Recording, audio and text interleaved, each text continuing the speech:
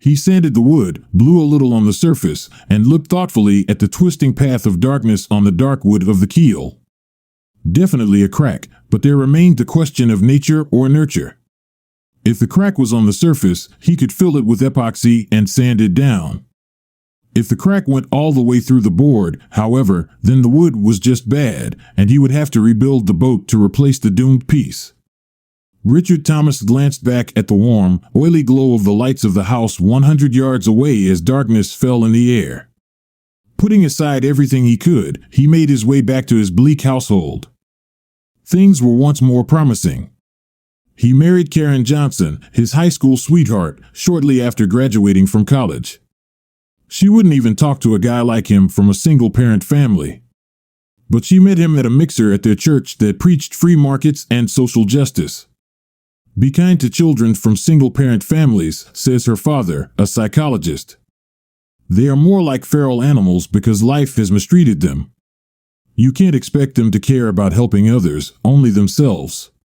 Karen shunned most of them, but as she stared off into space, she happened to meet Richard's gaze. "Hi," he said to her in passing. She saw a rather muscular boy with bright blue eyes and hair the color of honey, quite handsome and slightly above average height.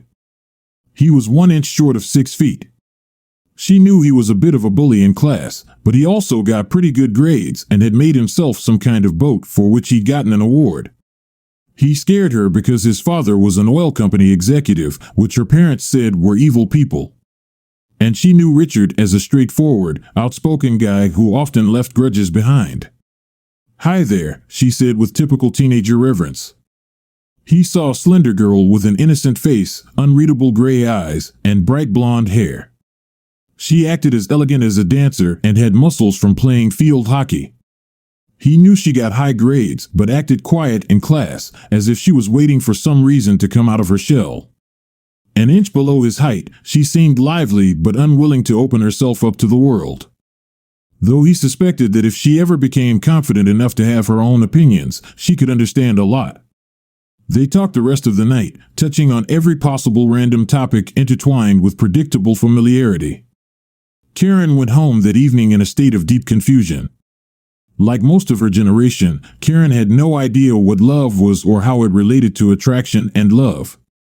She got one idea from the classic books they read in school, another from Hollywood and popular music, and a third from church and her parents. In the movies, a beautiful man and a beautiful woman would meet in some awkward situation, then start arguing in what her psychologist aunt called codependent relationships, but end up in bed together and discover in the morning that they were in love. The book she was assigned in school praised men and women who escaped societal pressures to remain virtuous and then met their true love and companion in the midst of selfless labor. Her parents emphasized finding a man with a good career who wouldn't destroy the family but wouldn't treat her unequally either. She had never seen Richard as anything but one of the guys she would leave behind with the rest of the school, but she felt something that might have been a desire to make him like her, approve of her, even desire her. Karen and Richard had started dating in their last year of high school, that bittersweet time when people realized that approaching adulthood would shatter old friendships and loves. She knew Richard was afraid of her too. One day in history class, the teacher noticed that most of the students were catatonic or asleep and pounced on Richard with a question about Hitler and Stalin. "Tyrants confuse what they are with what they could be," said Richard. Stalin, a former bank robber, confused power with importance and turned his country into a bureaucratic dictatorship that killed 30 million people through sheer incompetence. Hitler, an artist, confused his popularity with moral rectitude and started a war that devastated his country. A good leader rules for the sake of his people, not for his own power or self-importance. The teacher furrowed his brow, half the class shuddered. What about war crimes, genocide, and oppression? Richard grinned. History is written in blood, brutality, and extermination because those are the only signals that awaken people, otherwise, they just follow their own inertia. Hitler was like Robespierre, a true believer who ended up executing anyone who disagreed with him because he needed to believe in the truth of his ideology. Stalin was more like Genghis Khan, a glorified criminal or third world warlord who knew his ideology was and, as a result, was able to survive mostly by sacrificing others. They are almost as bad as our current leaders who are doing the same thing to us, only slower. At that moment, Karen realized there was something about Richard that she couldn't tame. She liked domestic men like her father, who followed the rules. When her mother had needs, he met them, and if he disagreed, he bit his lip and grudgingly complied. Her parents were equals and discussed every decision together.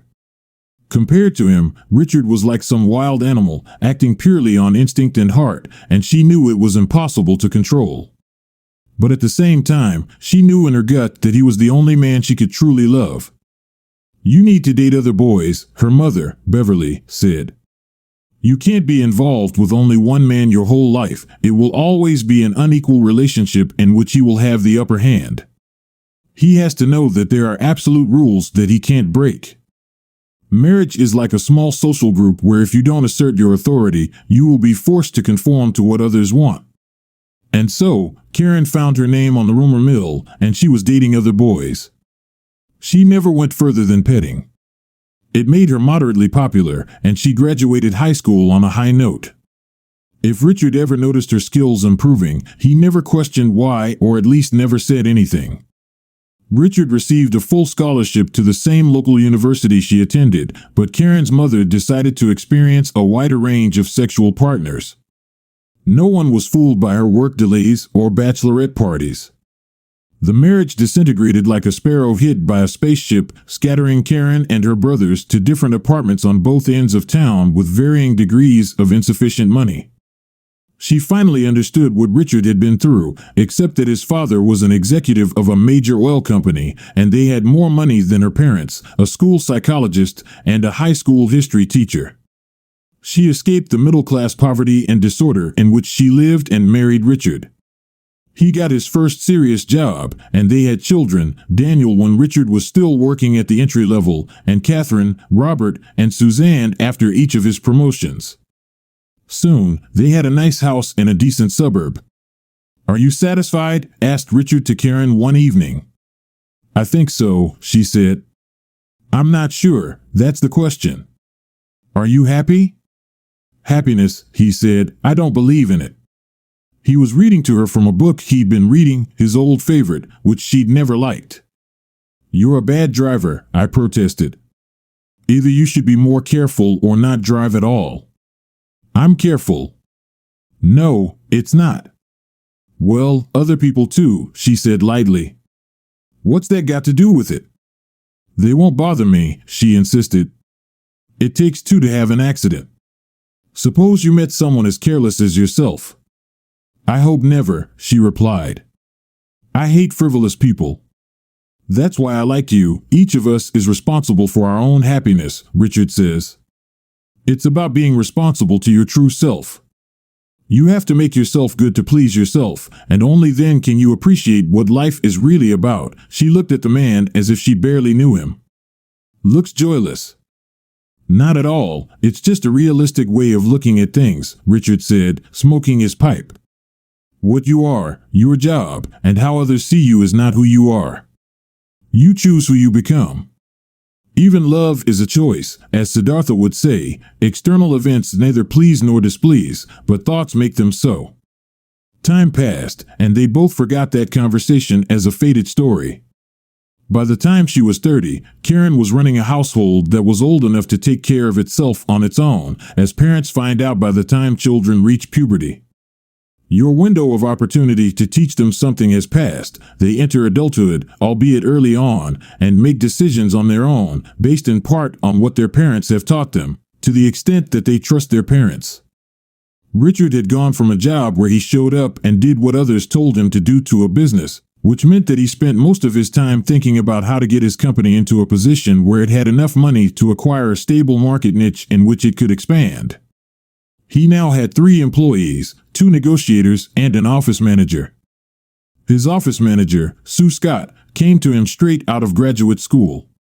She had an MFA in creative writing but found that the insular little community that endorsed the next big thing in literature had clear tastes, and she, who loved the classics and ancient texts, with her undergraduate degree in classics for their timeless themes, wasn't going to make it in the world of the latest ironic styles and personality quirks. "What do you hope to accomplish here?" Richard asked without looking up. Sue, who didn't like Susan's name, which she thought sounded like furniture, looked at him with bright gray-blue eyes. "Mr. Thomas, I like to be blunt," she said after a few minutes. "I need a job. I won't hate. My college education is worthless, so I'm starting over, and I want to learn practical business skills so I can open a cat rescue service someday and not go bankrupt like most do within a few years. I'm here because out of all the places I called, the people here seemed genuine, and everyone was honest with me." Richard hesitated for a moment. "You're hired," he said. "What?" she whispered and averted her eyes. "No, it's not for your appearance.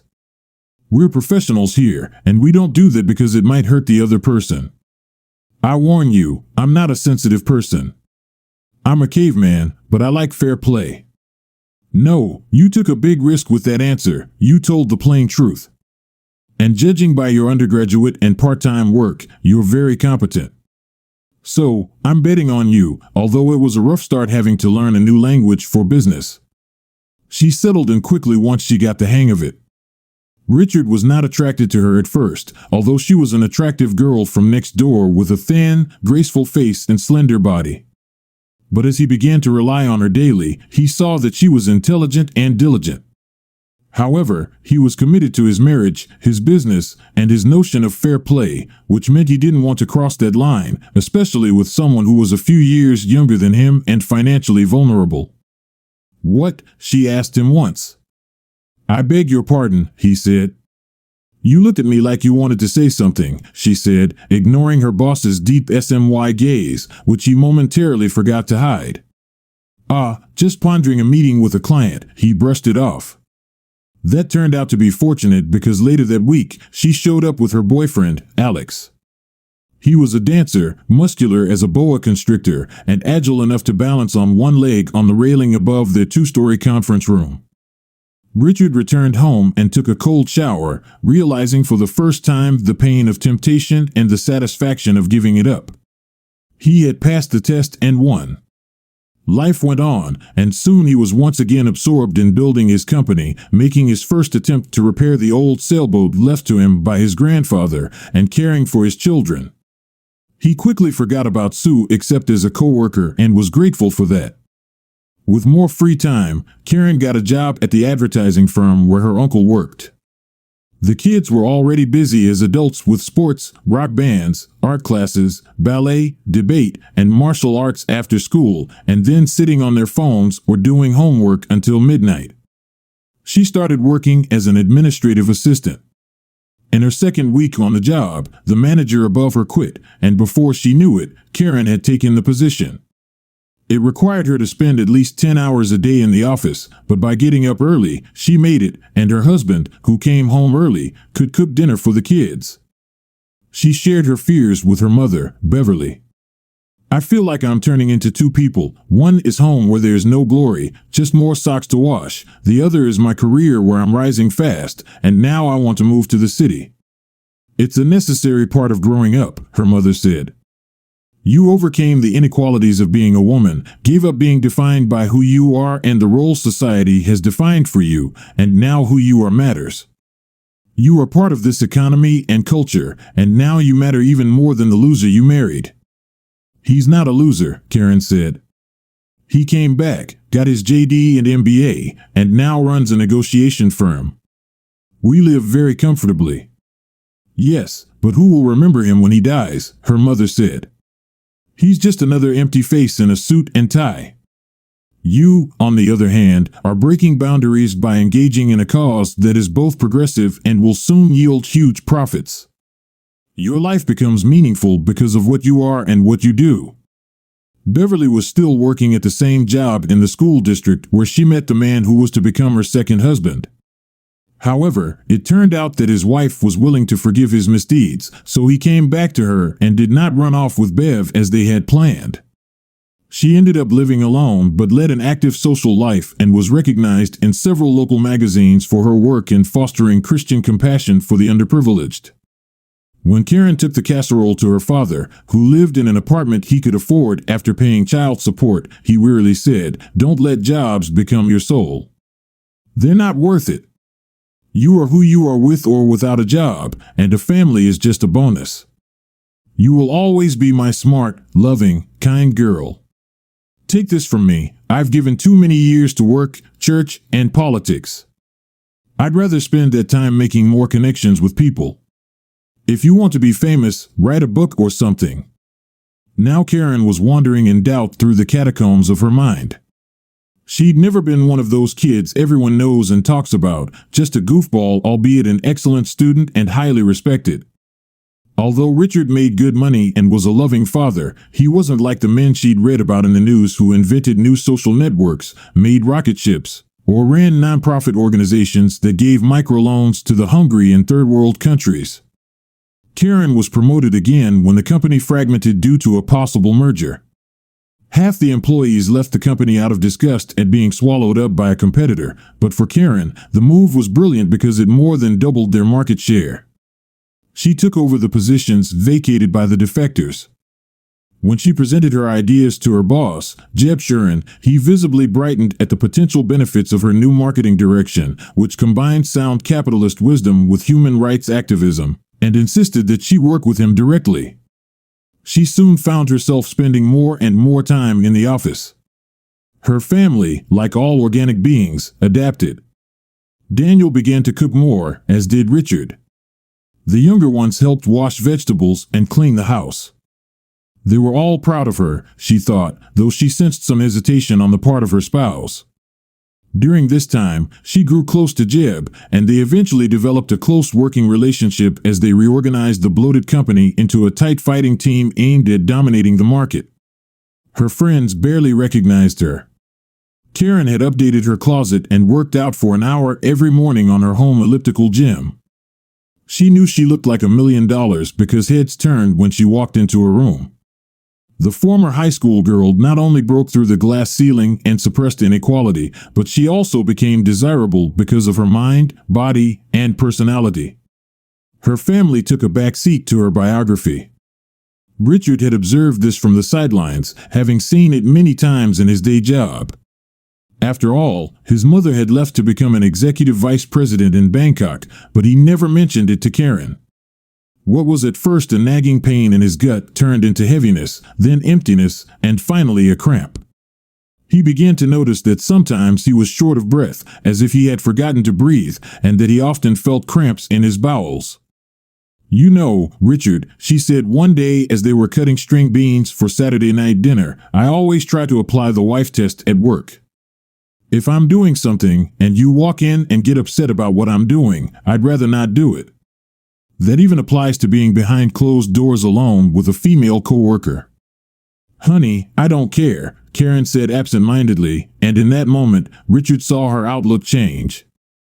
There was no jealousy, which meant she already cared enough about him to possess him to the exclusion of everyone else. Richard knew that for love to exist, it had to be jealous, otherwise, it was just using another person for convenience. "That's a good rule," he said. "I mean, if you want your spouse to be happy, are you happy, Karen?" Karen said nothing. They fed the kids, watched a terrible action movie that had everyone enthralled by its crude action, and then went to bed. Richard leaned on Karen's spoon and tried to draw her to him, but she pulled away. "Not now," she said in the same voice she'd used to speak to a subordinate. She rolled over onto her back and, by the light of a small book lantern, began to look through a folder of documents related to the upcoming merger at her company. Richard drifted into a troubled sleep. He knew from his science lessons that when a female rejects a male, it means she considers the other male to be superior and will never go back to the old one unless her gambit fails.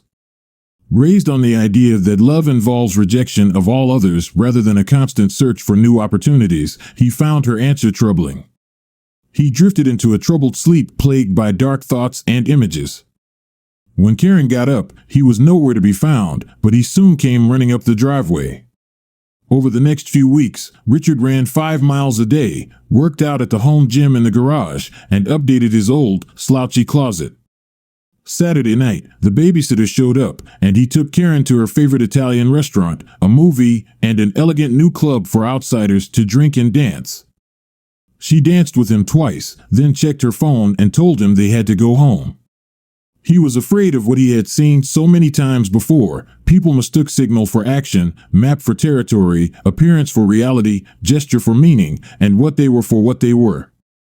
The grass is always greener, he thought, because you know the disadvantages of your current situation but see only the advantages of moving to another. In his experience, things started out well in the new grass, but then ended disastrously. He doubled his courtship. He showed up at her workplace with flowers and saw her secretary roll her eyes. He wondered what she had been told about him. He called her twice a day nonstop and repeated his Saturday night escapades. After losing 5 pounds, he increased his workouts and soon noticed that his muscle definition had improved. He bought her a necklace she had noticed in the window of a jewelry store. He felt the mistake coming like a distant storm, but was powerless to stop it.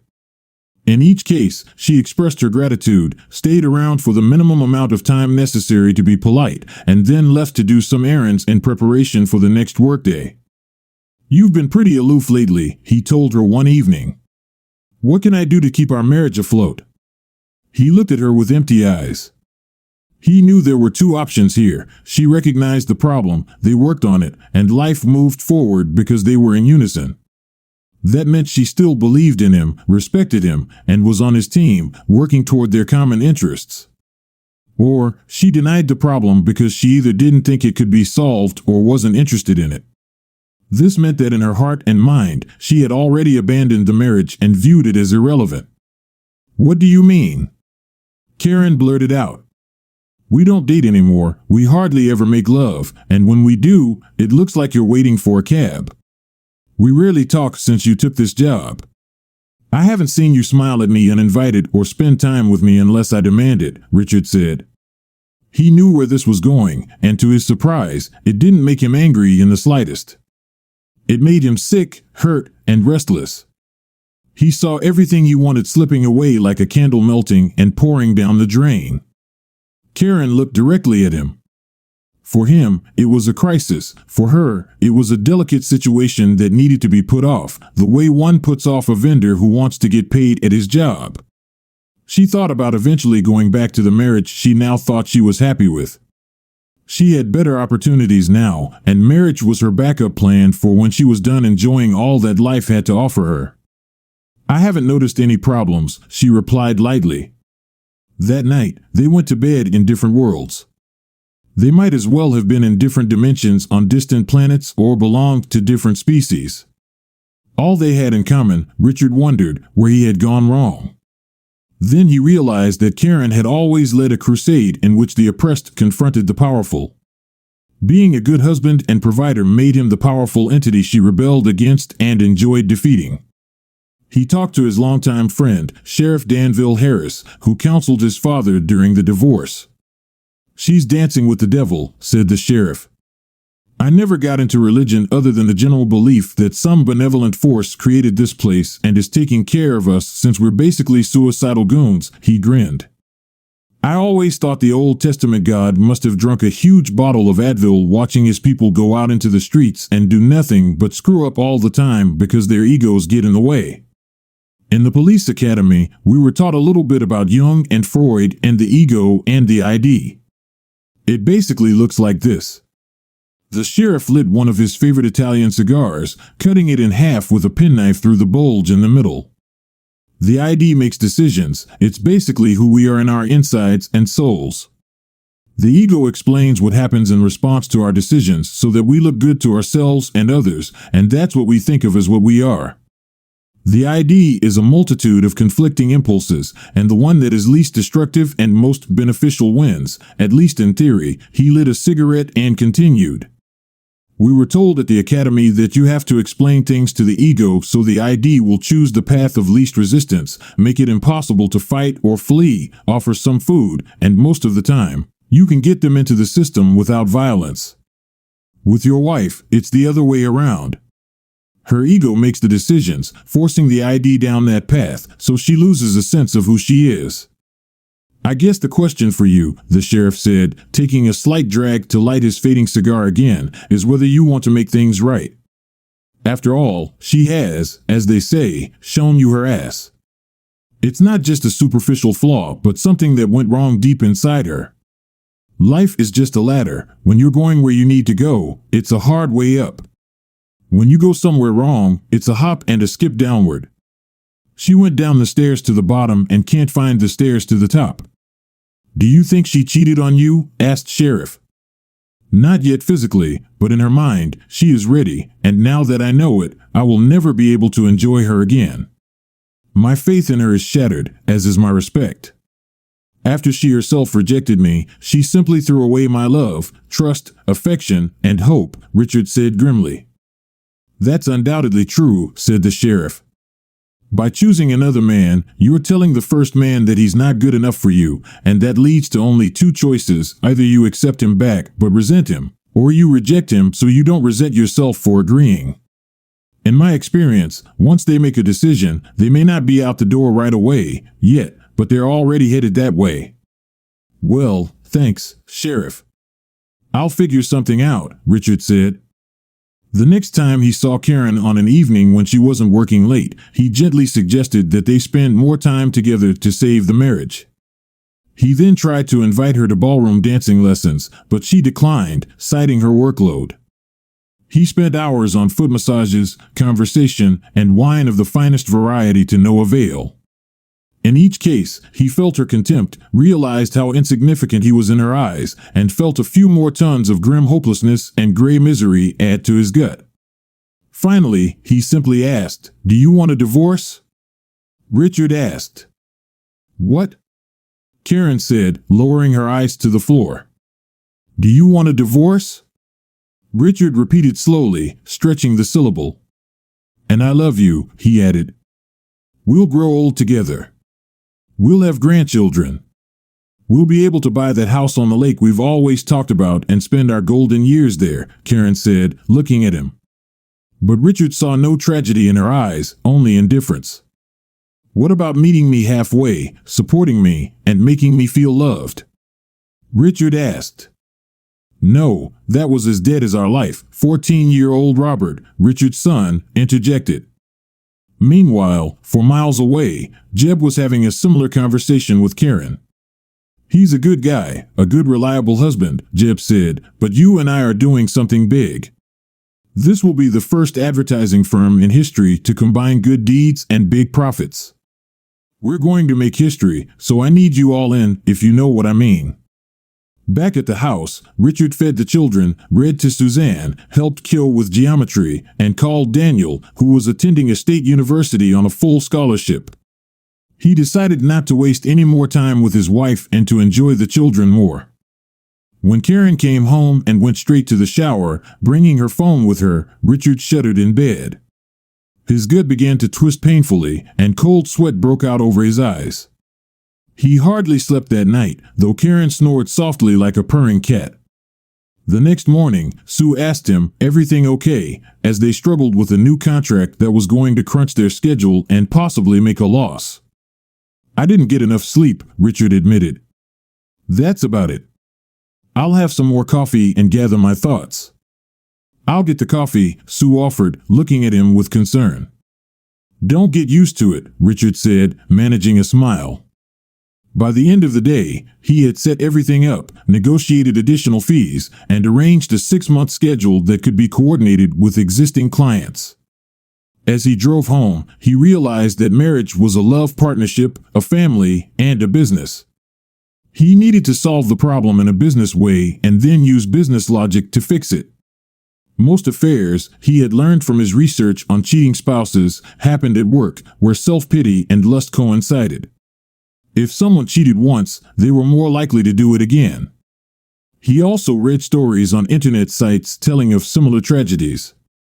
They seemed unbelievable to him. He could not imagine any desire to harm his wife, nor could he imagine any rage. Instead, he felt pain, deep pain, that reverberated through his body, throbbing in his eyes and fingertips with every breath. It was simply a tragedy, an unsolvable tragedy. Stories of reconciliation seemed unrealistic and overly emotional to him. What had been was broken and could not be rebuilt. "Daddy?" Kay greeted him at the door. He looked up and saw his children's 3 pairs of eyes watching him intently. They knew, he realized. They always knew, he thought, remembering how he had felt the inner pain and gut churning when their mother came home late, and how, when he looked up and caught their father's gaze, he saw the same bluntness and intransigence in it. People in pain looked at life in terms of diminishing opportunities, he realized. So his first step was not to do it. The second step was to take care of the children. When Karen arrived home late, a spotless house awaited her. 2 large pizza boxes were in the wastebasket, homework was done, and the kids had already gone to bed. She couldn't find her husband, at least not until she looked out into the backyard. There, by the light of Coleman's flashlight, he was sanding an old boat. She turned on the kitchen light, knowing it would be illuminated in the floor-to-ceiling windows. He looked up but didn't wave his hand. She went to bed. Friday morning, he went out for a walk, covered in sweat from his jog. "Richard," she said, as if the impulse had suddenly swept over her. He felt the air between them ionize. "Yes," he replied. "I forgot to tell you that I'm going away on a business trip this weekend," she said. He nodded. There was no point in telling her not to do it. She had already done it with her mind and heart. From what he had read, he knew that the act of cheating occurred when the cheater psychologically relegated his or her spouse to the level of someone to be deceived, manipulated, and misdirected.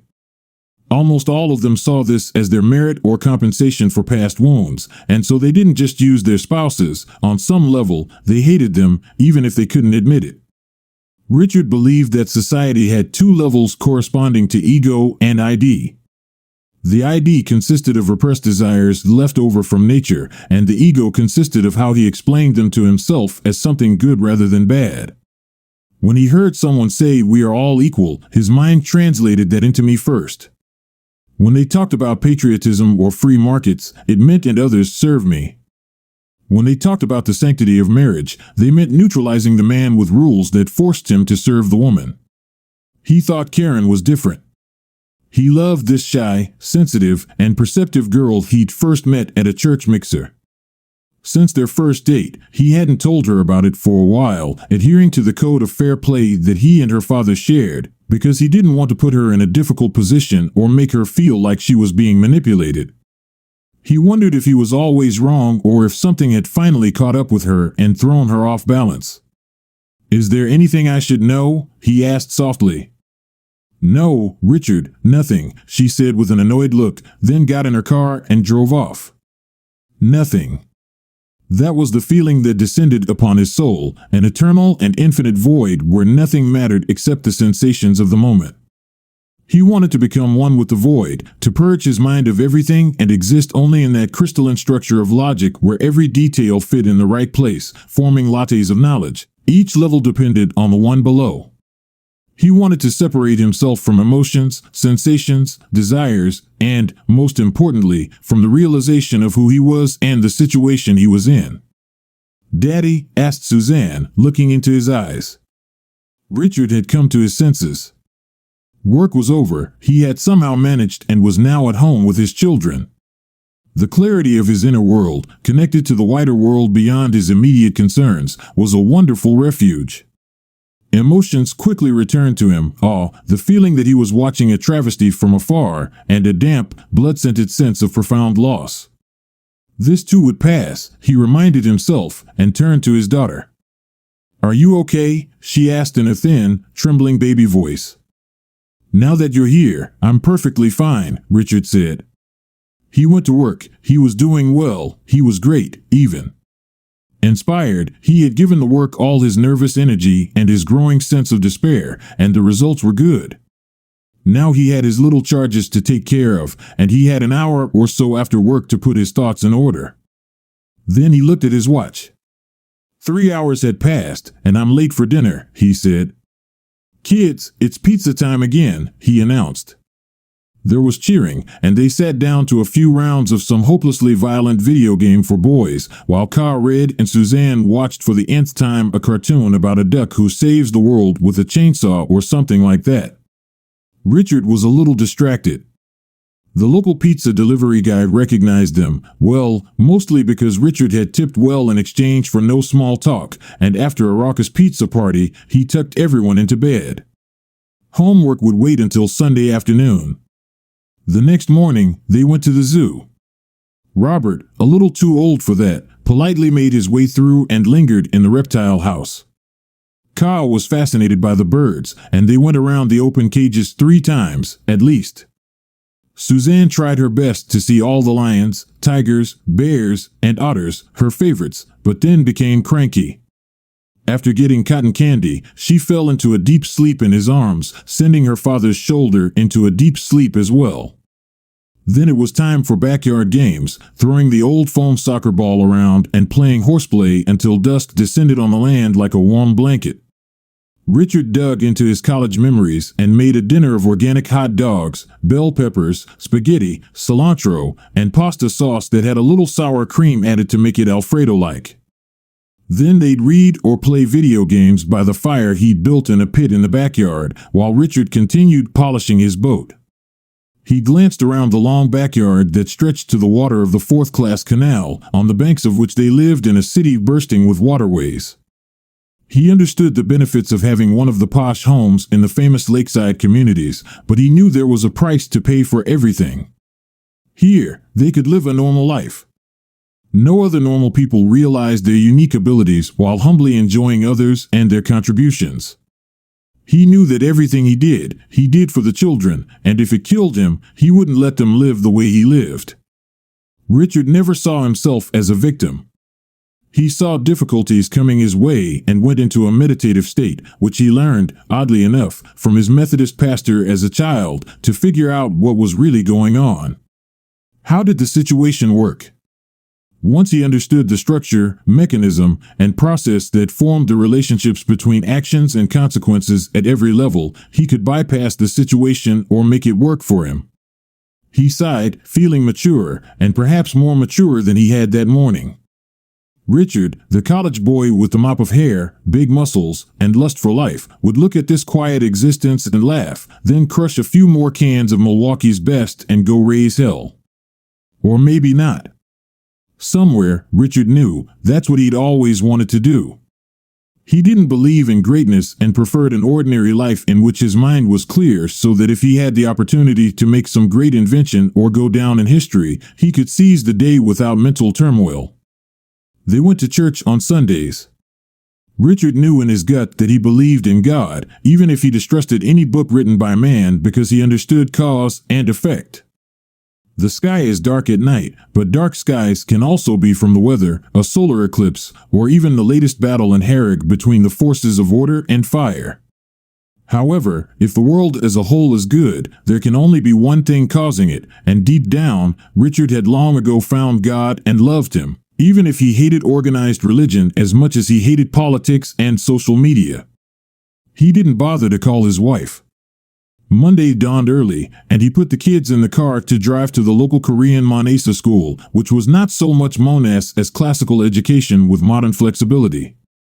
When he went to school, the teacher's lounge smelled like coffee and cigarettes. Here, it smelled like yerba mate and weed. But like most realists, Richard didn't really believe in those categories. Some hippies were nice, just as some oil company executives were decent, honorable people. It was a complicated world, more complicated than emotions.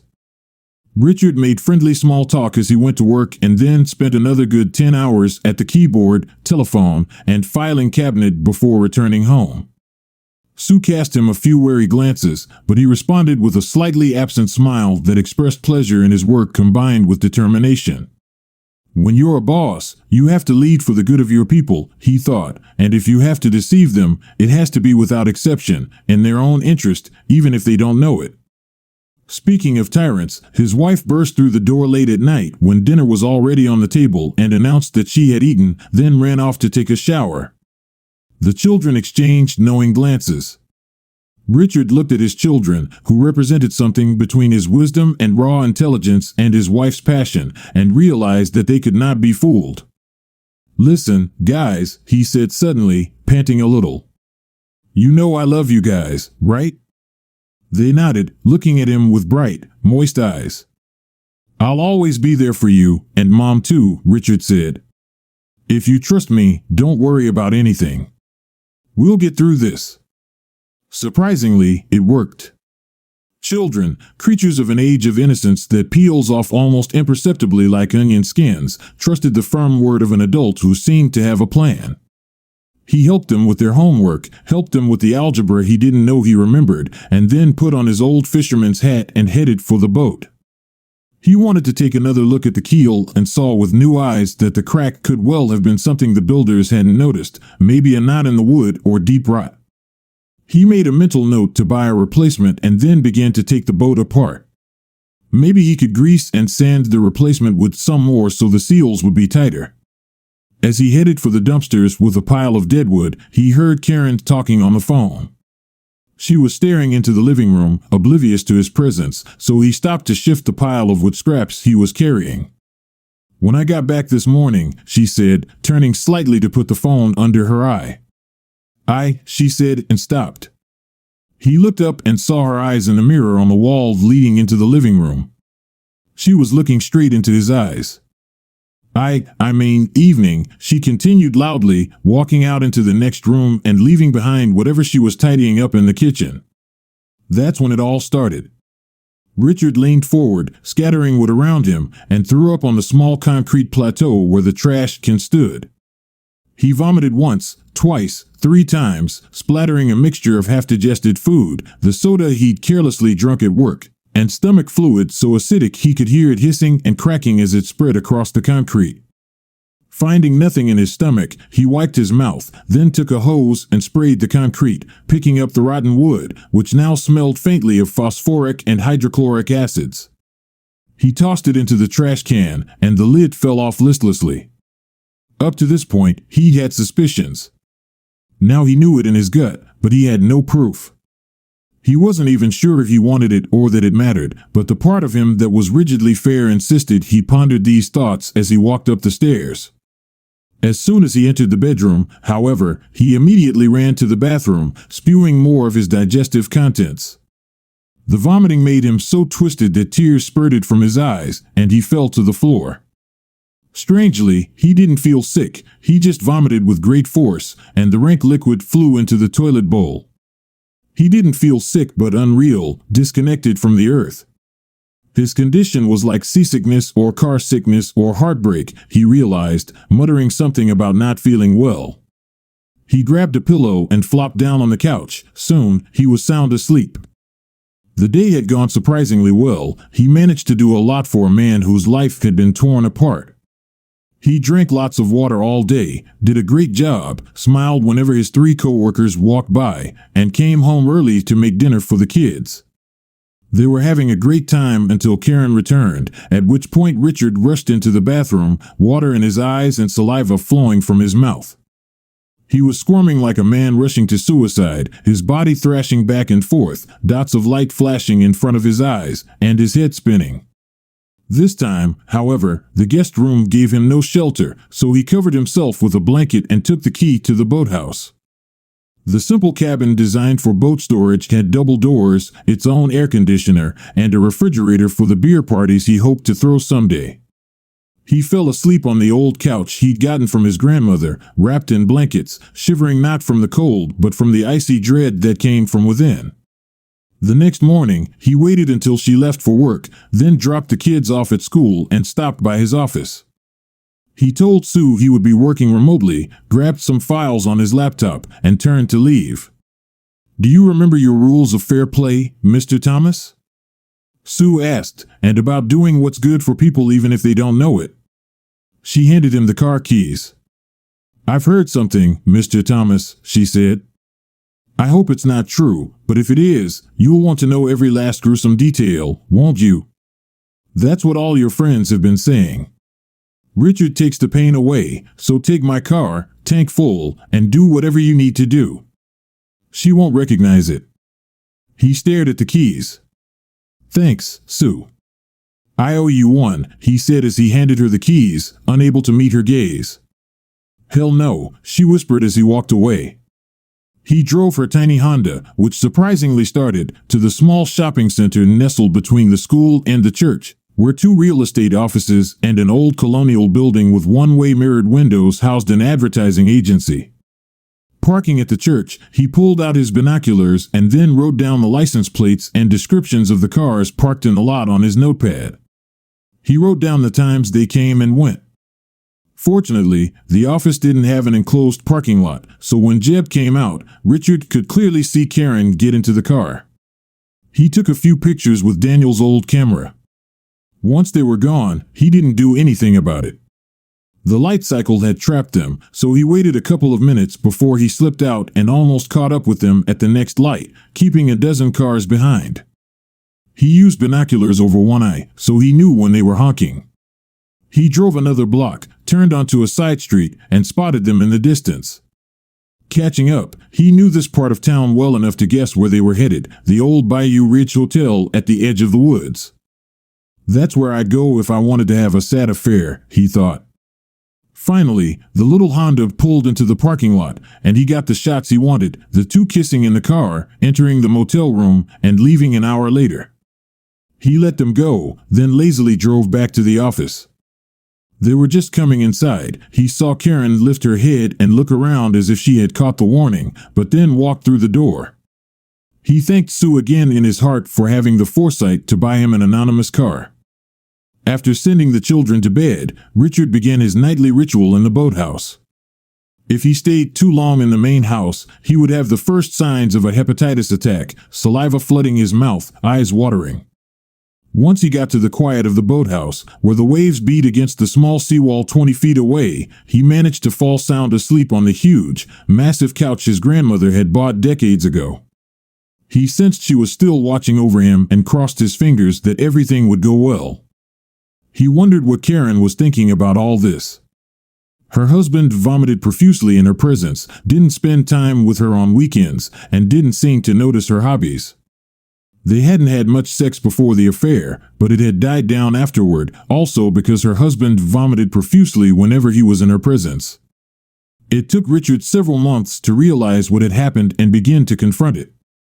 One of the links bookmarked on her computer, yes. You can find the second Windows account because there is another folder for it in the user directory that you can see if you boot the recovery disk in administrator mode. Described how to essentially shame or deceive your man. You broke his trust, made him find out about your cheating and accept it, and then ended all affection but commanded him daily in the matter. He would come to his senses, she promised. The article left a bad taste in his mouth, written by some purple-haired man with a manly face and wild eyes that showed 3 white sides behind thick glasses. The article was written in a jubilant tone. Men, it said, had been killing women, enslaving them, and controlling them for centuries. Now it was time to strike back, destroying the obviously good ones. It reveled in manipulation and belittlement. At that moment, Richard realized that his marriage was truly dead because no one who loved him would treat him this way. It was abuse, and his wife was an abuser. He remembered his school counselor warning boys against men who wanted to be their friends. Someone who does something that is not in your best interest but serves their best interest is not a friend. That's a predator or a parasite, or at least someone who wants to use you. And that's not love, that is never love. Get away from that person as soon as possible, he thought. A story that is rarely told in matters of infidelity, whether sexual or simply a refusal to respect a spouse that forms the absolute emotional and moral bond that allows a marriage to work, is the story of children. How does it affect them? Let's look at it with one eye, Robert, Ka, and Suzanne, and call Daniel at the college to tell him what had happened. Dad lives in the boathouse, Robert said, annoyed at how thin and clipped his voice sounded. Mom spends all her time at work, including nights, especially nights, and she's away on business trips a lot. Daniel sighed. I was worried about that, he said. Mom's always had self-esteem issues because she rushed into marriage and missed out on what her friends were doing, partying her ass off in college like in the Sisterhood of the Traveling Pants, having lots of boyfriends, Going to little villas in Italy like in Under the Tuscan Sun, having adventures like in Eat, Pray, Love. She acts like she's living in The Handmaid's Tale or The Hunger Games. I think she's worried that a movie about her life isn't covered enough. She's not really there for us, he continued. Susan, be piped up, and she's just not here. It's like she's abandoned us. Daniel thought for a moment. What will Dad say? He keeps saying he'll never leave us. Robert says he's always there for us. When we go to bed, he goes to the boathouse and sleeps there. Trust my family to be totally weird, Daniel said with a laugh. Well, that's about it. They've got problems, but you've got your daddy. It's no different than what happened to Davis and Shelley when their mom went to a personal trainer at her gym, or when Kristen's mom went to live with her boss, or even Jake's house where his dad has a new girlfriend and his mom has an apartment near the mall. So what do we do? Ka asked. Welcome to adulthood, kid. Other people are going to throw you for a loop. Daddy won't, he's too fair and generous.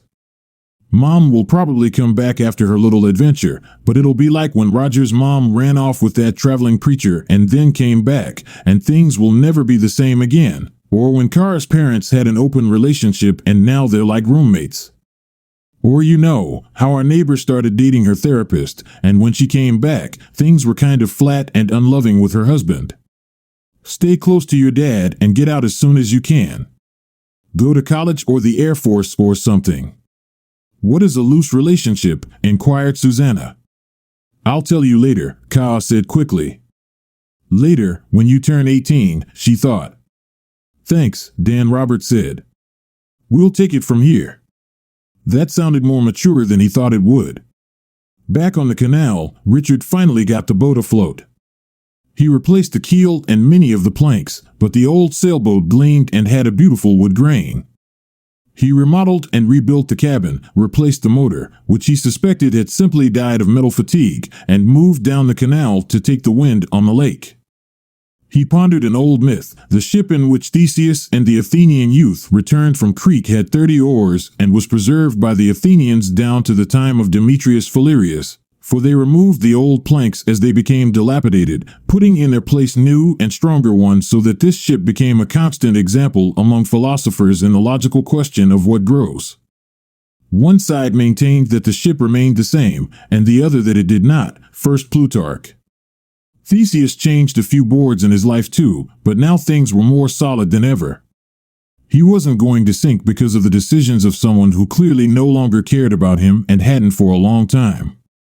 Even though the old boat was only 16 feet long, he had rediscovered the joy he had felt sailing with his grandfather and then his father, and found that old skills were also coming back quickly. Karen walked in the door after another hard day's work. Despite what Jeb had told her over the years, the workload hadn't diminished, and her firm didn't seem to be going any higher than it had been. The press favored them with many fine articles about their beneficial work in third world countries, but the money wasn't coming in as fast as she expected. Her head was starting to throb, but she wanted a drink instead. To her surprise, she saw Richard sitting at the kitchen table. "Richard," she said. "How are you?" "Pills," he said. "The doctor found something that interrupts the gag reflex. I went to doctors for years looking for the cause of my vomiting, but they were all puzzled. One finally asked if I vomited at night, and I said no. He figured that if it wasn't happening when I slept, then it was my head and not my stomach. They did a brain scan, an MRI, which was horrible, but no tumors were found. It's just a psychological condition, and it's always been like that. I don't even have an ulcer. Apparently, it's a common reaction to stress.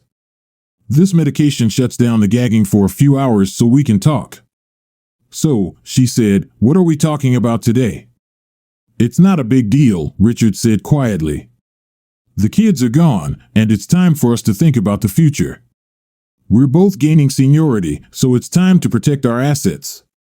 The papers before you concern the creation of a corporate trust in our names that will manage our assets and shield us from legal liability, especially since your firm is playing close to the edge of the law, and the rumors about it are getting thicker and thicker. Let me tell you, we need insulation. Have your attorney review it and return a signed copy to me, if I may." She looked at the papers, scanning them with an experienced eye.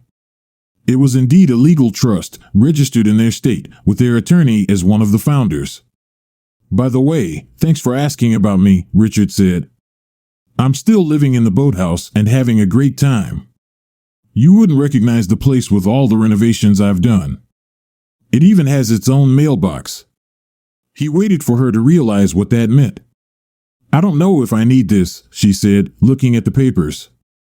"We're doing fine as it is. I'll sign it, and if I do, I'll need to start taking my income out of my family finances and putting it into a trust. That way, you will only have your paycheck left. Keep in mind that the trust includes our 401k plans, so this will protect those as well. In addition, the trust will pay the children an income that may not be enough to live on, but will be enough to get a little boost in life after we pass away." "Okay, I'll take this to my lawyer," Karen said. "Thank you," Richard said. With those words, he walked away. He returned to his usual relaxed demeanor in the office. Sue had waited 6 months to make her move.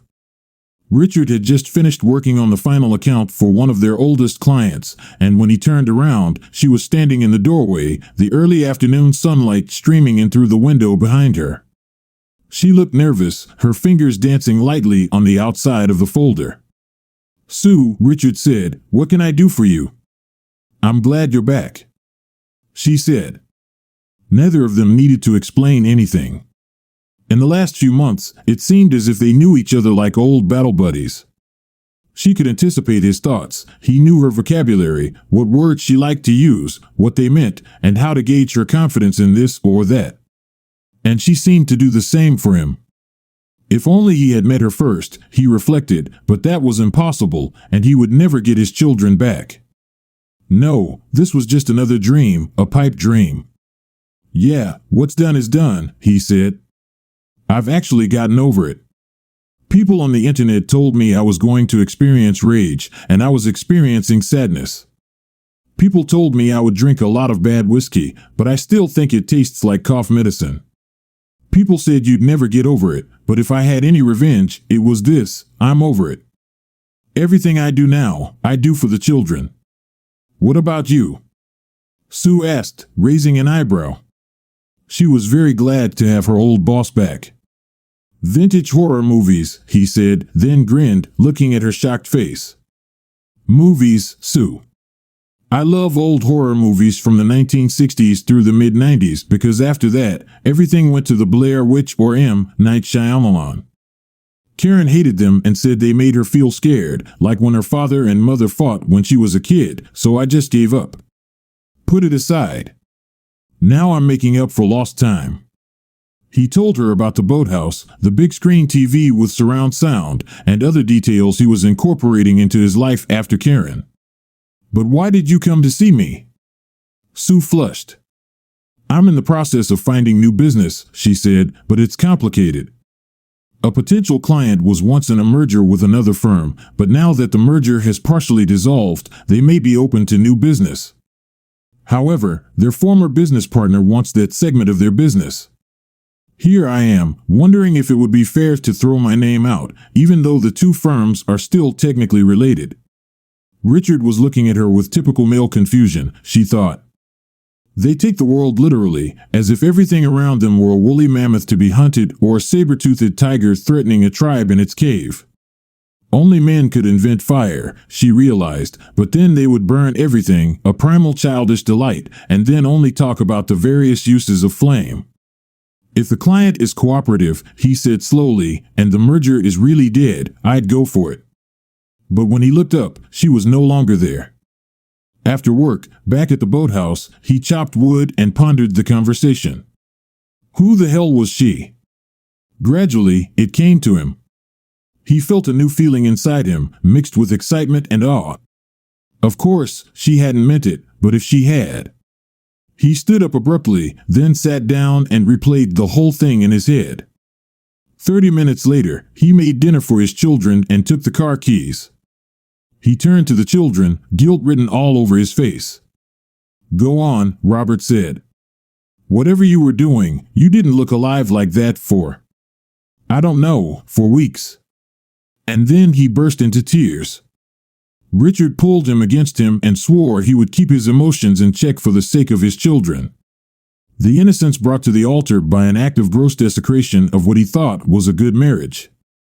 As night fell and the birds were replaced by the hum of insects and the quiet sound of sprinklers, he rounded the corner of the sidewalk leading to the apartment on the west side of town. Sheffield's apartment occupied a large stretch of one of the dreariest side streets he'd ever encountered, but it was a safe and quiet neighborhood. He checked the address on her phone and headed for the apartment located on the west side of the large, sprawling complex. She opened the door before he knocked. "Did you get my message?" she said. "I'm stupid," he began in an apologetic voice. "But you came anyway," she asked. "Why hope?" he whispered. "When we first spoke, it was clear to me that you were a who and not a what. You had vitality, honesty, and direction. One door closed, you opened another. You went in there head first and told me the honest truth at a time when, looking back, I was surrounded by lies. I was impressed, and I'm still impressed. And today, I try never to fraternize with coworkers, especially since I am married, but she is over it, except that she provides stability for my children, whom I love more than anything," he finished in a whisper. Richard shook his head to clear the air. "I had hoped, not believed, that you were asking me how I would act in your situation. You conveyed the message, unless I misunderstood it, that maybe I wouldn't be the bad guy in this equation. And I was hoping, until I realized that what you said, if that's what you said, made perfect, flawless, bloodless sense." She handed him some kind of soft drink. He took a sip. It was a Dr. Pepper clone from Costco that was better than the real thing. He took another. "Thank you," he said. "What's done is done, and wherever I stumble, I'll never know if I ever do. Sometimes things don't go well, a storm comes, and the chick falls out of the nest, and you find them the next morning when it's too late. God's hand or an aimless, materialistic universe, I don't know, nor do I think it's my purpose to know. But damn it, I'm delusional. You've always been in my thoughts as one of the most real people I've ever met." "What about Karen?" she asked. "What about Alex?" he asked. Karen sighed. "And here you are, making me admit the lie from the start. Alex isn't into women, if you know what I mean. He's my ballet teacher. I do it as a hobby because I enjoy it. I asked him to help put out the fire in the office because I saw the way you looked at me that time, and I knew, and I didn't want to be the other woman. And so, hope was lost," Sue said. "I see," Richard said. "I must have read it all wrong." "No," she said, "things have changed. I'm not going to treat your wife like an imbecile. She made a choice, and she knows the kind of man you are. She's gone, Richard. Honestly, I could slap that stupid. But I believe in the old parable, never thwart your enemy when he makes a mistake." She picked up a soft drink and took a big gulp. "So, I don't," began Richard, frowning his eyebrows. "No," Sue said. "I've known about it for months. I think you do too." He stepped forward and pressed his forehead against hers. "Hope," he said. "It's going to kill you every time."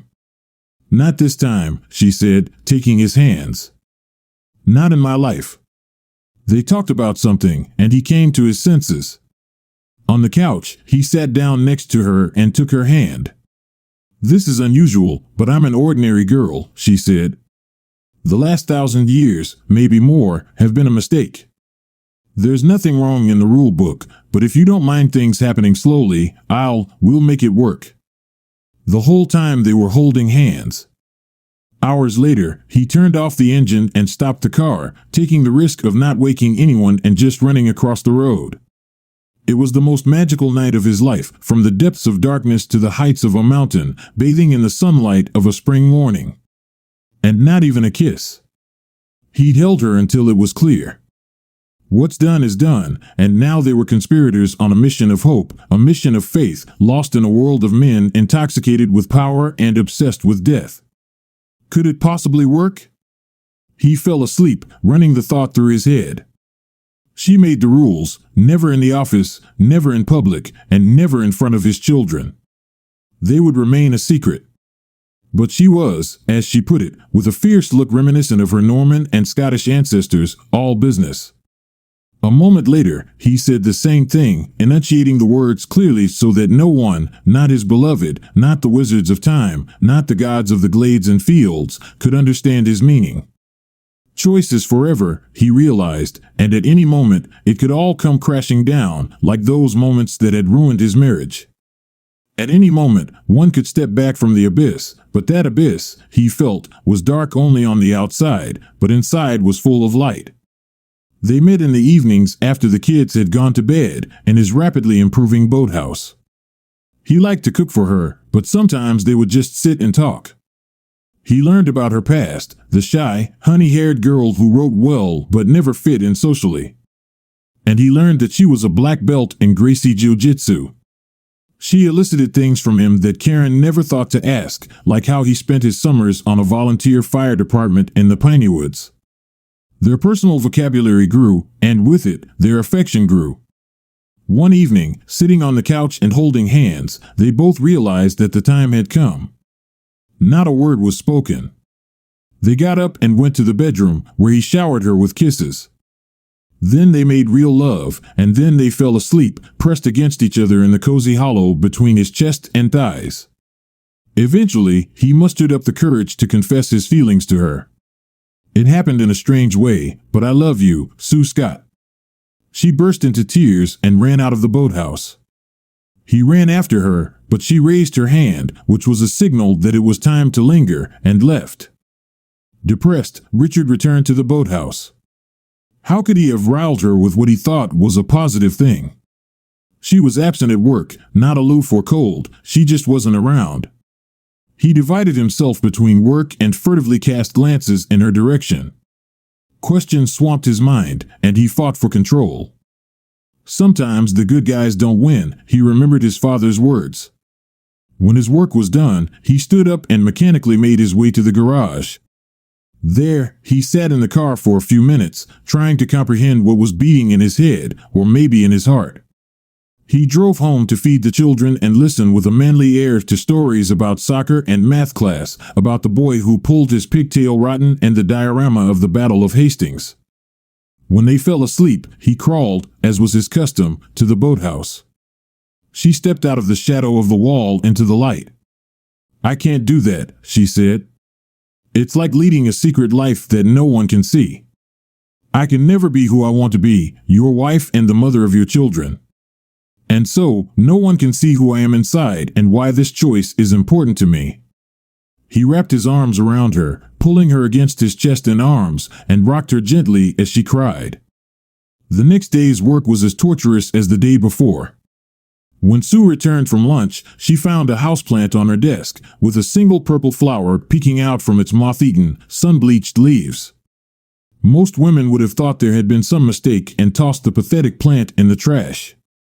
But Sue knew the language of her new love and went to the corner store instead. While her co-workers watched with open mouths, she repotted the plant, scattering soil over the table, then trimmed the dead vegetation and watered what was left. She put the plant in the light, cleaned it up, and went back to work. That evening, when Richard was aimlessly but eagerly heading home for his children were waiting for him, he felt her presence rather than saw it. If you want to leave, I understand, he said, surprised that it sounded more like a growl than the affectionate tone he had planned. She slipped out from behind the column. It doesn't work in my mind, she said, but it works in my heart. I love you, Richard Thomas, but inside, I'm upside down. He hugged her again. To know the words was to know when they would yield nothing but confusion. He was sorry, he realized he was afraid for her, he was crushed. But instead, he just hugged her and felt her pulse with his skin. The next day, he stopped by her house an hour before lunch. She followed him silently, and they got into the car. He drove cautiously up to a slightly battered church on the far side of town. A good-natured man with salt and pepper-colored hair over a cassock stepped out of the glass-covered door. Here she is, he said, holding out his hands. She's everything I could have hoped for. How are you, my dear? Richard took a seat in the sanctuary and stared at the place behind the altar where generations had worshipped. Father Mueller poured her tea in his study, talking softly as he did so about Richard and the long-ago divorce, about a family so thoroughly destroyed that he'd set aside 2 plots in the cemetery, and about the kind of man this young man had become, fighting every step of the way, hiding it all from everyone, accepting the pain and drawing strength from it. I don't know what to do, Sue said. My heart leans one way, and all the practitioners I know say it's impossible. Father Mueller nodded slowly. If you were stranded on a desert island thousands of miles from everyone you knew, with no hope of rescue, would you be with him? Of course, Sue said. Then tell me, he said, what do you think marriage really is? Sue hesitated. It's a multitude of things. It's a lifelong bond, it's a promise. I think it's a legal contract as well as a contract with God. He grinned. I don't know why he brought you here. I'm a terrible, heretical priest. I spend most of my time reading Buddhist theory and ancient Greek literature. I disagree with them that we show our faith to God by doing pious and charitable deeds and thereby earn a place in heaven. I think we do that by making hard decisions like this one and doing what is best for everyone in the material world, since God put us here for a reason, and in my opinion, that is the development of souls through suffering, including choices like this one. The priest sipped his tea and continued. They call my viewpoint sola fide, or faith alone, implying that faith is not about charity but about making yourself right. If your heart is pure and your mind is clear, you will do right here on earth, and just as right will be in heaven. We cannot show God our faith, but we must live it. That is the difference between love and a marriage ceremony. Life is random and has no plan, stuff happens, and how we deal with it says a lot about who we are.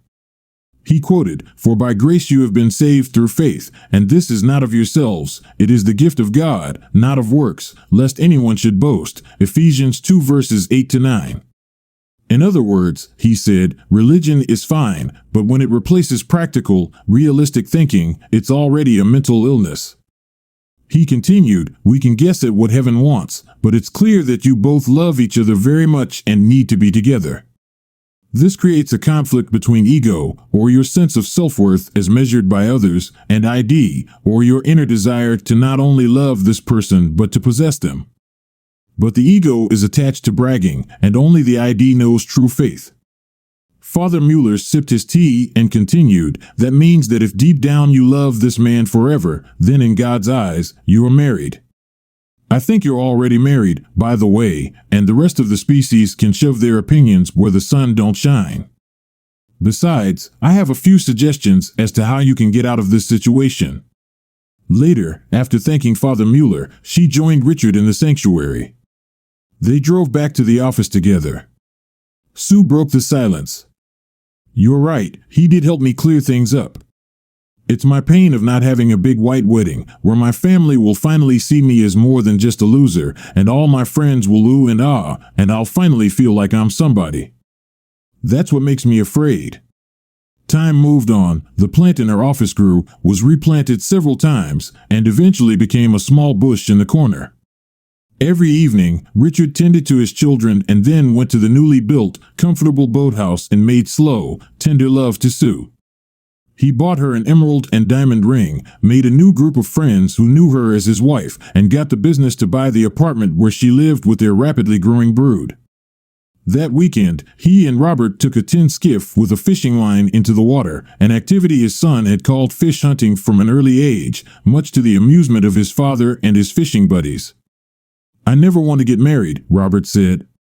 Richard chose his words carefully, as he often did, knowing that children memorize every remark their parents make, casual or momentous, often for life. When talking to his children, Richard realized that he was not only Richard, but also a parent, a general, or daddy to his family, and he had to be right every time. Marriage is the hardest thing I've ever done, Richard said, but it's also one of the best things I've ever done in my life, if not the best. I brought you guys out of it, and you're not many versions of me in my mind, but your own people who continue the best of what my mother and I had. But Mom's never home, Robert said. It's like you're not married at all. I love your mother and always will, Richard said. She made a choice, and it's hard to say how things will work out in the end. Her choices have consequences. Robert watched the fishing line on the water. So that's why you live in the boathouse and Mrs. Soup comes to see you at night. You can never fool them, Richard thought. Yes, they are, he said, shaking his head. She's a good friend. Is she going to be our mom? Robert asked. No, Richard said. It's a little unconventional, but I think most lives are like that, being both normal and dealing with the difficulties that arise. She's my friend, and your mom is your mom. She always will be. We'll be a family, but just as your mom has her own needs and wants, so do I. Robert thought for a while. Okay, he said finally. That makes sense. So now I have two moms? Yeah, pretty much, Richard said, fishing out what turned out to be a soft drink can overgrown with weeds. At this, they laughed and turned the boat back down the canal to their house. Robert went to his friends, and Richard returned to his little house on the water, with the ruined farmhouse behind him. So, that's what you've been doing, Karen began, approaching the boathouse. Richard was polishing that stupid sailboat like he always seemed to do, though she had to admit he was further along. It's nice that you're interested in what I'm doing, Richard said, puffing on his pipe to keep it lit while he applied another coat of oil to the wood drying in the sun. This boat has been in the shed for too many years, and perhaps it always had, somehow, internal flaws. But I threw out the parts that shouldn't have been and replaced them with new wood. I signed the document, she said, holding it out to him. Rodolfo, my lawyer, said it was a pretty standard document and a good way to protect our money. But the corporate liability section seemed odd to him. What if we donate 10% of any profits to the Arboretum? Richard thought about it, but his eyes remained wary. At moments like this, they regained the luster they'd had before he'd learned of her infidelity. No, the morality clause, and more to the point, the need for contributions, Karen said, sounds like you want to take over my paycheck and 401k. A trust only works if we put our entire fortune into it, Richard said. I send everything I earn into it, as I did with this marriage. That's why I signed it, Karen said, but I asked Rodolfo to add a clause stating that any personal purchases I made would be paid for out of my income before deductions. Richard hesitated for a moment. If the same applies to me, I don't mind, he said. That way, we'll be equal and all that. After all, he had anticipated her request. Okay, she said as she walked away. Just make the changes. She congratulated herself on another successful business interaction, but in the back of her mind flashed the thought that Richard was a professional negotiator after all. Richard vomited a continuous stream of green onto the grass, then hesitantly stood up to grab the hose. 10 years flew by. When Suzanne left for college with the intention of studying compiler design and machine learning, Richard felt a sense of pride. All 4 of his children took up interesting endeavors. Robert, to his surprise, went into the Marines and was going for professional certifications in HVAC and to manage networked scatter systems for climate control in warehouses. Ka got a scholarship to a private college, and Daniel broke free and went into his own plumbing business for luxury homes and corporate rentals, making more money than he knew what to do with. Suzanne was starting high school one sunny afternoon. Karen rushed toward the boathouse in a rage, but then stopped.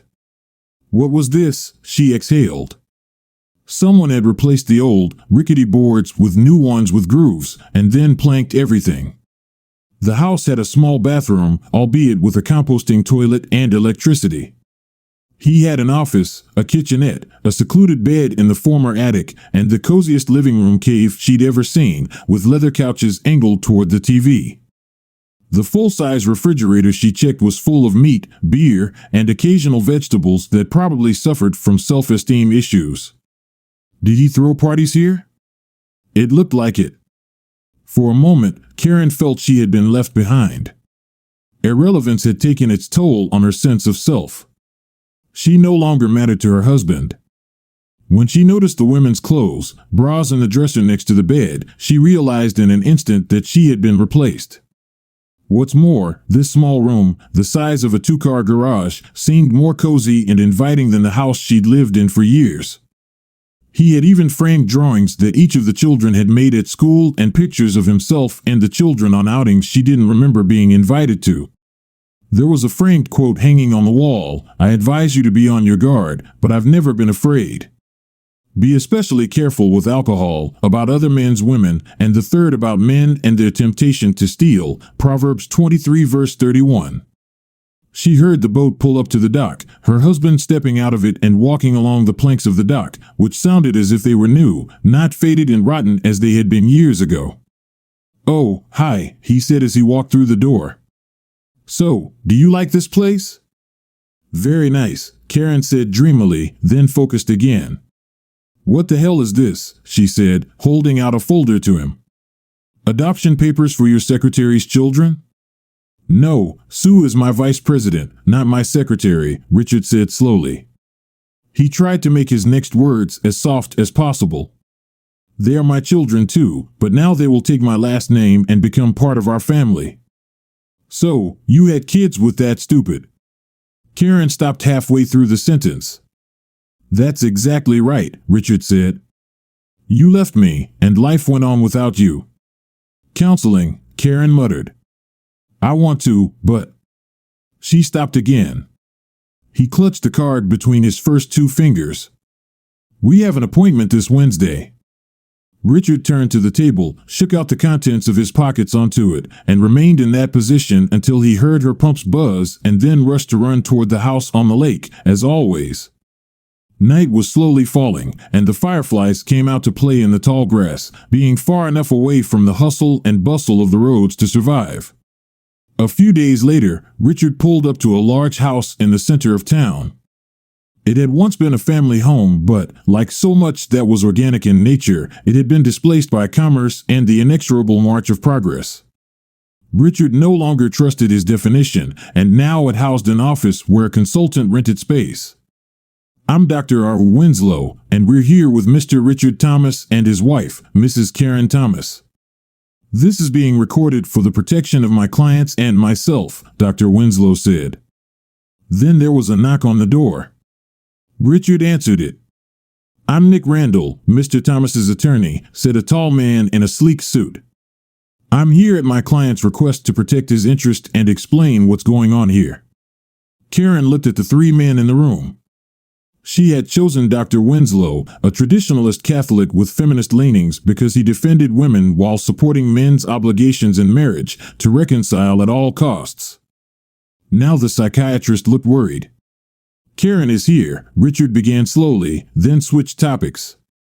"My wife found out that I've been living with another woman in our backyard for the last 10 years and took 3 children from her." "Holy heavens!" Dr. Winslow said, then regained his professional expression. "And you didn't tell her about it because she was busy and didn't notice?" Richard said. His lawyer, Nick, began handing out copies of the photos taken outside the motels, each labeled with the year, month, and day. There were quite a few of them. "You knew all along?" Karen asked incredulously. Richard cast a pitying glance at her. "When you love someone, you know their moods. You even know when they're going to fall out of love with you and keep you around just to finance the house and the kids," Nick said quietly. "After the affair was discovered, my client placed his income and his wife's retirement portfolios in trust to protect them from events of this nature. You'll notice there's a morals clause on page 3 of the agreement that states that any member of the agreement who engages in publicly disreputable activities forfeits their share and is entitled to only a nominal payment of $25,000 per year." Dr. Winslow looked puzzled. But if you knew about this," Nick said. He knew she had done it once, but didn't think she would do it again. When she repeated the process, my client realized that his wife had forfeited her share and, furthermore, that she had violated the contract underlying the trust. As she continued to live in the house and spend the proceeds of his earnings on things for herself, he held out a sheet of paper documenting dozens of purchases.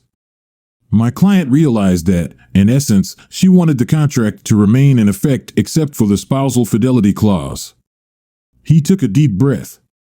That gave my client the legal right to seek similar life partners, and he began a relationship with Miss Sue Scott, with whom, as mentioned, he has 3 children, and is now seeking Mrs. Thomas's consent to adopt them so they can bear his name and be considered in the eyes of the state as children born in wedlock. His decision to create the trust has proven to be shrewd, as we have credible information that Mrs. Thomas and Mr. Sheen are using company funds for their long-running affair. Dr. Winslow turned pale as things were not going at all as he had expected, and like most psychiatrists, he knew no more than what the textbooks had taught him, even if he considered most of it abstruse gibberish. After all, over the century, psychotherapy had led to more mental illness in the population, not less, but he would never tell his clients that. "Let's take a step back," he said in a voice usually reserved for kindergarten children and the feeble-minded. "Richard, you noticed your wife cheating on you, and instead of trying to resolve the issue, you retaliated." "No, Doctor," Richard said, "I've tried many times to talk to my wife out of infidelity. I exercised, updated my closet, tried taking her to fancy restaurants, coaxed her to talk to me, engaged in backgrabbing and cunnilingus, but nothing worked despite my legendary linguistic abilities. Once it became clear that the affair was not a one-on-one but a permanent replacement for me in the marital role, I deemed that part of the contract null and void on my part and found my own replacement for the absent and unsmiling Mrs. Thomas." Nick spoke again. At this time, my client was documenting Mrs. Thomas's process of leaving. He bought replacements for his toiletries, clothing, and personal items, then renovated the boathouse to make it a second home, at which point he visited the main house only to cook, clean up after himself, read, and socialize with his children. Nick held out another piece of paper to Winslow. "This is a copy of my client's application for a second street address for the boathouse, confirming it as a second household." Mrs. Thomas apparently didn't notice or care that he was no longer receiving mail at the main house and that his property never changed its location. "I also have a photograph of his toiletries with various expiration dates, almost a decade old." "We're getting ahead of ourselves," Dr. Winslow said. "Karen, you should have an attorney review this document. However, we're here to do marriage counseling. Is there any way for you two to work things out, like having dinner together?" "I can't," Richard said. "Can't or won't?" Dr. Winslow asked. "I can't. I have a weird stomach illness. When I'm around her, I vomit repeatedly and violently. It's debilitating, and the meds to suppress it make me feel gross for days. Apparently, they are hard on the liver. What about outside?" Winslow went on, desperate to find a way to escape and still bill for a full session.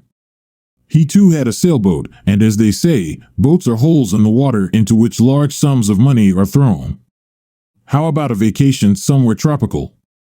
Richard considered this. "If I schedule a vacation, will you sign the adoption papers?" He nodded to Nick, who, like a consummate professional, didn't let his smile go from his soul to his face. "Yes," Karen said. "Then it's all right," Richard said. True to her word, Karen signed and certified the paperwork, and the adoption process, supported by Sue Scott, who realized the complexity of Richard's situation from the start, began its slow movement through the creaking gears of an expensive but mysteriously underfunded bureaucracy. Richard left his plane ticket under her pillow. He thought about putting away all the old expired toiletries and clothes, many of which hung loosely on him but constricted his new large biceps and calves, but dismissed the thought. Instead, he went to the dock and launched the boat. Later, Karen picked up her ticket and smiled. Maybe this would work out. She could have her cake and eat it too. However, when she arrived at the airport 2 days later in the morning, Richard was nowhere to be seen. Confused, she went through security, where she was only cursorily searched, and took a seat at the gate. Several hours passed, and as the plane began to board, she became nervous. Picking herself up, she turned around. "Jeb," she said. "It was nice to meet you here, Karen," he asked. She looked down and noticed he was holding the exact same ticket. "I found it on my desk," he said. I thought you wanted to finally take that vacation we've always talked about. Karen smiled warmly. Let's go, she said. To hell with Richard and his little games, she thought. She would have Rodolfo tear him apart when she returned. Holding hands, they boarded the plane. The fish weren't biting on the canal, so Richard went to the house and equipped himself. He called Nick throughout the day. Calls came in on the client list that Karen had carelessly left on her laptop. Each of them looked as follows: lawyer, legal department of client name. How can I help you, Nick? Hello, this is Nick Randall from Marr and Rankin. I'm calling regarding our upcoming litigation against the advertising firm that employs Jeb Sheen, and I'm wondering if your firm was aware of an ongoing affair between Mr. Sheen and his subordinate, Karen Thomas, in which we intend to deal with allegations of misuse of client funds. Were you aware of the extramarital relationship between these two, and did you ever notice any accounting irregularities in their billing practices, counselor? I have to look into this matter. We will get back to you. He didn't get a call back, but the message was relayed later at the end of the workday. Nick and Richard found themselves in front of the board of directors of Jeb's advertising firm. Nick began, "It has come to our attention that Mr. Sheen has been having an affair with his subordinate, Karen Thomas, for over a decade. We have found documents on Mrs. Thomas's computer that indicate that mixed funds, if not company funds, may have been used to finance the affair, including lavish weekend trips. We intend to sue for damages to Mr. Thomas's business as a result of the publicity of this affair and the loss of trust that caused potential clients to shun the firm. Witnesses are expected to testify about it. According to numerous testimonies, Mr. Sheen and Mrs. Thomas were openly having an affair in the office, with the approval of the firm and, we can assume, the board of directors. We would like to know if you have a settlement offer." While he was saying this, a secretary came into the room and whispered in the ear of the chairman of the board. Richard could only assume it was another rejection from a client, as everyone involved tried to escape the legal storm of steel and feces that was rapidly approaching them. The chairman turned white, then red. "We'll be in touch," he said. Richard and Nick allowed themselves to be led out the door, message delivered. Nick said once they were out of earshot. 2 weeks later, when Karen returned home, she was in a bad mood. On their second day in Tahiti, emails came from the legal department, reprimanding both her and Jeb. No one had lost their jobs, but it was clear that their careers were going nowhere after this fiasco. By board decision, Jeb was no longer a director of his own company. Jeb became furious and ruined the rest of his vacation by calling his lawyers and ranting about how they couldn't do that to him. Then he called his wife to explain, and Karen headed to the beach with a cocktail. "Hold them," she said to the cowboy, "please." She slipped him $50. As soon as the plane landed, Jeb disappeared. Karen would never see him outside of court again. The next morning, Nick and Richard, dressed in matching suits, stood in front of Jeb and his lawyer. "We intend to sue for defamation for the allegations made against my client," the attorney began. "Great," Nick said, "and what's more?"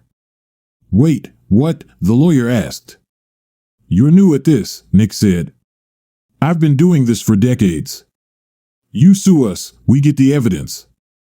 For starters, we need Mr. Sheen's schedule, his expense reports on all business trips on the dates we specify, and access to interviews of any employees who may have heard Mrs. Thomas and Mr. Sheen discussing the affair in the office." The lawyer turned pale. "We'll be in touch." In the meantime, Karen started looking for work but found that every advertising firm in North America had received a letter of inquiry from a lawyer demanding details of her affair with Mr. Sheen and the possibility of using mixed or company funds to finance meetings between the lovers in Las Vegas, Paris, New York, and Atlantic City. Not surprisingly, no one wanted to hire her for a position above janitor, and even then, only on the condition that she take a rigorous ethics course that she had to finance on her own. Richard swept across the house and handed her a check. "This is your $25K for a year's maintenance," he said. "The house is vacant, and the children will be taken care of." "You're welcome." After recovering from the shock, Karen followed him into the boathouse with a sagging jaw. I never realized you were so immature, she said. Instead of trying to deal with this like an adult, I tried, Richard said quietly as he untied the boat. You may remember I spent a lot of time trying, but you didn't want to listen. So what if you ruin my life? Richard tossed the rope aside. Let me tell you something, Karen. On our wedding day, I looked into your eyes and saw what I thought was the path to happiness, love, a family, support, a major job to pay for it all, a lake house, retirement, and traveling the world, and then spending our golden years in contentment and joy, visiting our grandchildren and pampering them. It was what I wanted, he continued. These are all things you will never get of your own free will. You treated me like a servant or one of your office lackeys. You threw away our love and, with it, our future. Betraying a spouse can be endless, but the worst part is that you despised me. You treated me like an enemy. All I did was tell the story so the whole world would know that I was not a cuckold but a man who had put up with it. Their gazes met for a moment. Karen realized at once that she had never really trusted him, because who could trust a reckless animal that no woman could control? Richard saw years of crying children, terrified by the breakup of their family, and the arrogance with which Karen ruled like a tyrant who gained power through his career. Anger flickered for a moment. To hell with her, he thought. To hell with Hitler, and to hell with Stalin, and to hell with everyone who lied for power, including every American leader since March 16, 1861. Richard sighed and smoked his pipe. I'm not a martyr, Karen, as a wise man said. There was only one true Christian, and he died on the cross. Perhaps I am Siddhartha under the Bodhi tree, or Odin hanging upside down with a missing eye. I am one who learns from my mistakes. Your actions robbed me of what I wanted, and I have sought it elsewhere. But I refuse to divorce you because our children, the products of our love, deserve a whole family in the knowledge that they were not a mistake, even though your actions signal to them that I was a mistake, hence their creation. As if on cue, a bright white sailboat, many times the size of his small boat, pulled up to the dock. Sue waved, surrounded by her children. I forgot to tell you, Karen, but you didn't ask. We're retired. Sue runs her own consulting firm now, and I'm consulting since you wouldn't wait for me to travel the world. I'll go with her and the kids, and we'll have a great time paid for by the trust. But it's not revenge either, it's just getting my life back after cheating. You want to know what's better than revenge? Richard took a deep breath. I forgive you, he said. I have no resentment or hatred or anger toward you. I just don't care. I forgave you, gave up on you, and shut down despite your best efforts to be what you thought you were. You've become irrelevant, and your ethics violations are your own problem. He stood up and walked toward the sunset, framed by water swollen from the summer rain.